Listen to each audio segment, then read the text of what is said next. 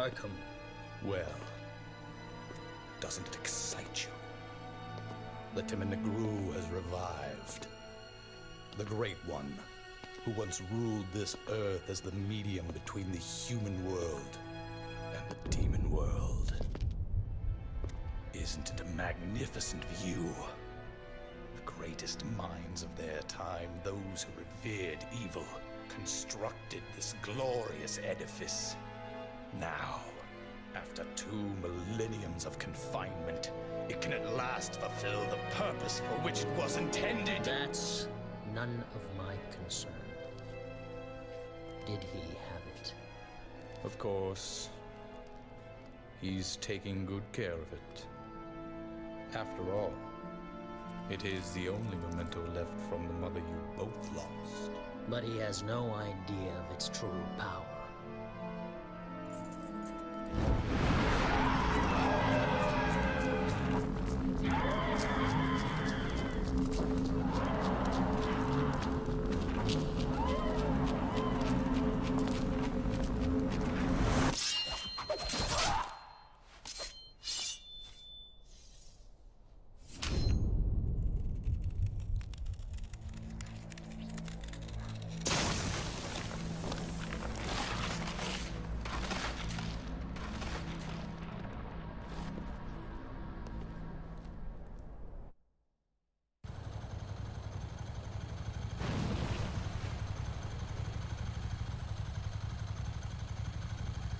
Found it.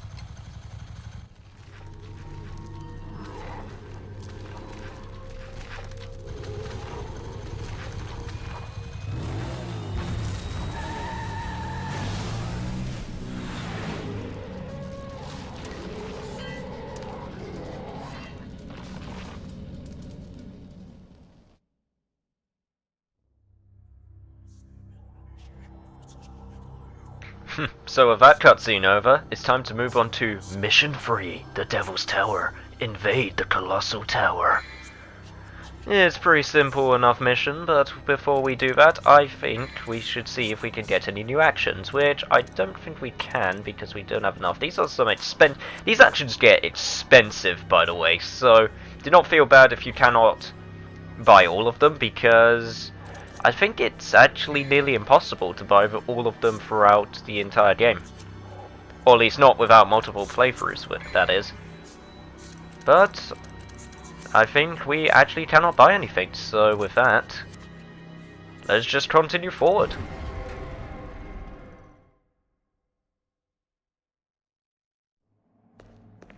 Now, one thing I have to say, and you probably guessed by now, is that I am actually running this on the HD collection of the game. And one little comment I have to say, this looks super good for an HD, not remake, but HD remix. And I forgot I still had Gunslinger, which actually is probably not the best for this mission, so I might have to change. But let's take out these guys right here, whose names I cannot remember. We're back to not remembering names of enemies, guys. I'm sorry, because I can't remember any of the names. I can only remember boss names in this game, and that's about it. But looks like that wasn't too difficult. Should have held my tongue right there. Anyway, if we take this out, and thank you, exploding enemy. I should probably do a little research on enemy names before I continue anything on here, and that was a very convenient exploding barrel there, good sir, so I thank you for that. Anyway, one thing that's also to note is there are actually a few style moves that you can do on enemies that aren't tied to specific things here, such as body surfing, which is probably one of the most badass things I could possibly ever ask for in any game ever. Or even though its use is kind of limited in some respects, other than shooting guns while riding, it is pretty badass looking, so that more than makes up for it, excuse me there. Little secret, if you come over here and then jump somewhere around here, I believe it's right here somewhere. Come on, game, don't make me a liar. Don't make me a liar already. It's a little bit finicky, at least I hope it's here. There we go, you get a few extra orbs. I was actually right in the corner there, and I shouldn't have been, so obviously I made my mistake. And I believe that's it, actually, so let's just head through this door over here. It looks like we see something glinting over there. Oh my god, could it be? Is it true? Are my 12 gauges of happiness back? It looks like they are, and it also looks like there are no enemies, but there is a ton of stuff we can smash up for orbs, so I am going to do that very quickly. Smash your seeds, smash your beer, and various other alcoholic beverages. And seriously, is that all I can smash? No, that can't be it. Yeah, we got some barrels there, so looks like my smashy has been fulfilled for at least this episode. But if we continue smashing over here, looks like we have something that we need to activate right here. So if we just keep on hitting it over and over again. Simple enough, it opens up this over here and we get... Oh, my shotgun! My 12 gauges of happiness! A hunting shotgun that is very powerful at close range. Damn right it is! And this actually introduces a slightly new mechanic that was added to this game, which is switching, or on the fly, for both your devil arms and also your melee weapons. You can actually equip 2 at a time, and if you press the L2 and R2 buttons, I'm guessing it'll probably be left trigger or left bumper and right trigger or right bumper for Xbox version of this game, you can actually switch weapons on the fly while playing. So if we switch to our shotgun right here, and also attempt to leave this place, we will be attacked by the most fabulous looking Grim Reapers you'll probably ever see. And I should probably not have run away when I was trying to use a shotgun. Anyway, if we make our way over here. Excuse me, good sir, I was trying to look cool while on the stripper pole, thank you very much. We get probably one of the best style moves in the game, which is the pole. And unfortunately none of the enemies are coming close enough for me to show what it does, which is basically just hit them away, but it looks cool, so who cares. That was one thing that this game was great at, which was looking cool while fighting, which counter-action games, I feel like that's one of their best selling points, is while fighting, looking good while doing it. But it's actually quite hard to pull off while actually having a complex system, but this game was just the nail in the coffin. Wow, nail in the coffin? What am I talking about? It's the exact opposite of the nail off the coffin. This game nearly perfected it. Just use my Stinger right here. Oh, it's so good. And also right here, before I can I keep on killing all the enemies before I can show it off, and I actually believe you have to use the ebony and ivory for this to work, but who knows. See if we can isolate an enemy to show this off, and looks like I am failing horribly. And looks like I can't show it off yet, but thankfully I've got a health orb, so I'm not going to be dying today. I don't want to actually die already, because it's only the 3rd mission, and if you die on the 3rd mission, with practice, then you're going to have a tough time when it comes to the later levels of this game, I'm telling you. Let's do a little bit of shooty right here, and I might be able to do it right here, if I can. There we go, Wild Stomp! Which is another style move, which is, I think, tied to Gunslinger, actually. So, if you move towards the enemies while they're on the ground while shooting at them, then you can do a Wild Stomp, which is basically you just be a total dirtbag while you shoot them. But, once again, you look cool while doing it, so it's allowed. Up here we got another health item, which we could get just in case you received any damage during that. And looks like we already reached the entrance to the Tower of Babel here. And yes, I know it's not actually called the Tower of Babel. I just always thought it looked like the Tower of Babel. Or the Leaning Tower of Pisa. Am I the only one who sees it? Oh well. Anyway, if we make our way over here, and I'm actually trying to get this last red orb, thank you. We actually got something over here as well, which is a huge mess of red orbs, and if you just keep on smashing away at it at a few different moves, you can get a ton of extra red orbs. And if this will eventually smash, there we go. looks like we're already up to 13,000, which is a pretty good number, I have to admit. And also over here, we get the introduction to blue orb fragments, which is a fragment of crystallized life force. 4 of these combined to form 1 blue orb. So basically, it's your heart pieces, your yeah, I can only actually think of heart pieces. What other things? 4 things combined to create. I'm not entirely sure. I can only think of heart pieces at the moment. What was that thing in, your honeycombs, that's it, from, Banjo-Kazooie, anyway. Also over here, we get the introduction to these, which are basically statues. I'm not sure if they actually have an official name, but they're basically like mini combat challenges. As you can see, the number of flames actually represents the level of style that you need to get to with a particular weapon. So for red, it is actually the sword, aka Rebellion. And if you keep on doing different moves and get up to the required rank, then you will actually get a blue orb fragment. I shall obviously reveal what different statues' colours are when we get the actual weapon that it's associated with, but before we enter the door, it is actually a very good idea to equip the right styles here. Now, for this segment coming up, I believe if you don't feel confident with the ability of your combat, then I would recommend Trickster, but I personally really love Swordmaster for this fight coming up. And also, it is probably a good idea, if you're also not very confident, to get a blue orb, which actually increases your health. And I'm not actually planning to get all of the blue orb fragments in this game, but I will upgrade my health every so often just to make sure I don't die, and this is normally the first time where I do it, because this first boss is difficult, not going to lie. He is a difficult first boss. But entering the Ice Guardian's chamber right here, and walking up to this really threatening looking ice statue here, let's see what it has to offer.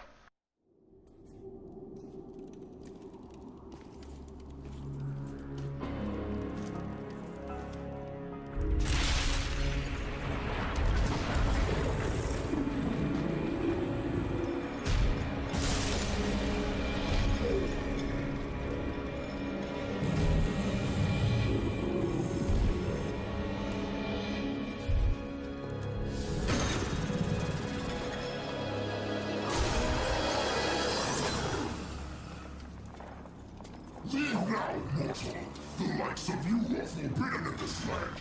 You are powerless, are not worthy to set foot here. Wow, I've never seen a talking mud before.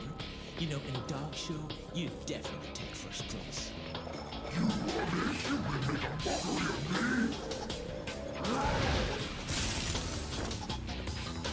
Easy, Fido. How about I take you out for a walk? Come on, puppy, let's go. You will regret this, you worm! It's showtime. Come on. Oh, Dante, you could be a real dick sometimes, but here we get our first major boss fight, which is, if I cannot get hit while I'm trying to announce your name, Cerberus, the guardian of this tower right here. Now, Cerberus as a first boss is probably one of the most difficult first bosses any game I've ever played has ever thrown at me. Holy crap, the amount of times I died to this guy while trying to fight him as a kid. As you can see here, he likes to use a lot of ice powers, such as summoning ice from the sky. I mean, holy crap, I'm not sure if there are actually icicles hanging on the ceiling, but I have to admit it's pretty resourceful of him if he is actually using them. Whew, that was a close one, sorry about that. And he can also likes to breathe ice and also freeze you in place while he tries to charge at you, which is also not very nice of him. So the ice around his body actually protects him from damage, and you'll have to chip it off before it's actually even possible to hurt him. And like all good bosses and smart bosses, he unfortunately is smart enough to actually try to renew his ice armor. And if you could actually stop hitting me, are you gonna do it again? Nope, you're just gonna summon icicles from the ground because you can apparently do that. I have no idea how it happens, it just does. One thing I do find, and I just, holy crap, I am not doing well. And that is my map. I'm trying to find my items. I think, nope, that is my thing. It's one of the D-pads. Here we go. Nope, that's just a... It's up on the D-pad. There we go. I was hoping I wouldn't have to use this straight away, but holy crap, I guess I'll have to. Jesus, dude, you're not gonna let me have any time to speak, can you? Or will you? That's enough words already. Anyway, one thing I do find that having a shotgun to take out his ice is actually super helpful. Because even though he's a tough boss, he still has his weaknesses. And unfortunately, he likes to ignore all of the damage you're doing to him and attack anyway, which is super annoying. And that was actually super close right there, and I'm going to stop saying super now because I've said it enough times. And holy crap, I did not expect him to go into his angry form just yet, but apparently so. He's also starting to spew ice chunks, which is just great. One thing I should know about his angry form is when he's like this, his charge actually becomes much more dangerous since it can charge to the back of the room, but while he's going backwards, it actually gives you a chance to get a few strikes on him. Like I said, he's a tough boss. Do not feel bad if you die to him a few times, because he is difficult. And I got frozen mid-roll. That's actually pretty bad, and... Yep, I am dead! In true fashion, I always die to that first boss. Well, let's give it another go. I can do this, I can do this, I only got one hit left, I can do this, I can do this. Nope, I can't do this because I'm dead. Third time's the charm, right? It's time to take this guy down, and oh crap, we're both low on health. Can I take this guy out before it's the end? So close!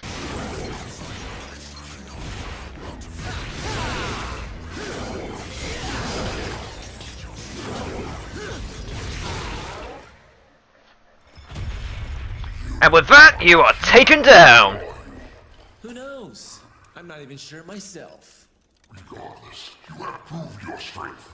I acknowledge your ability. Take my soul and go forth. You have my blessing.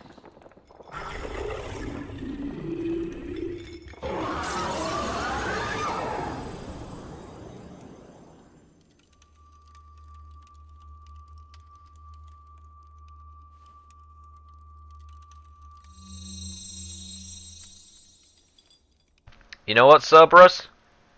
For a boss trying to kill me?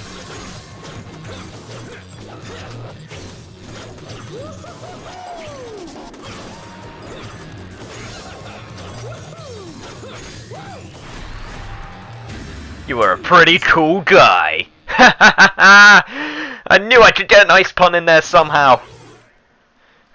But with that, we got the weapon Cerberus. Which...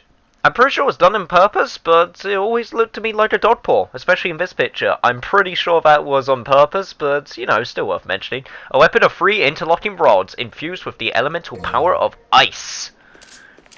And also, for now, our switchable melee weapon.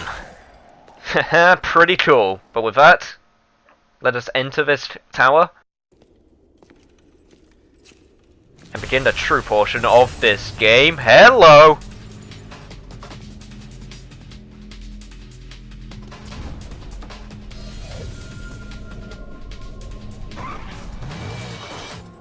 Are you going to the party? What's the hurry? Didn't you get an invitation?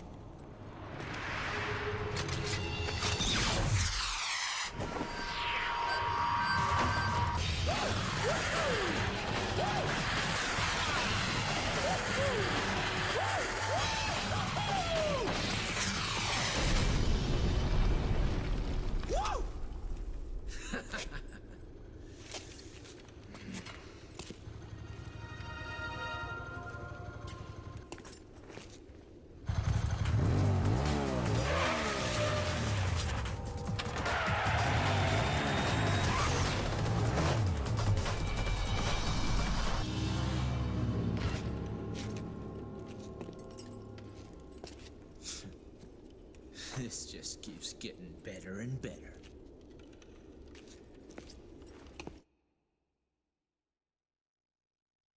Well, looks like someone's been learning his missile surfing from the twin snakes. And with that, well, looks like we got mission cleared. You know what? Rank B? I'll take it, especially for that boss. And with that, let's continue to the next mission. After saving, of course.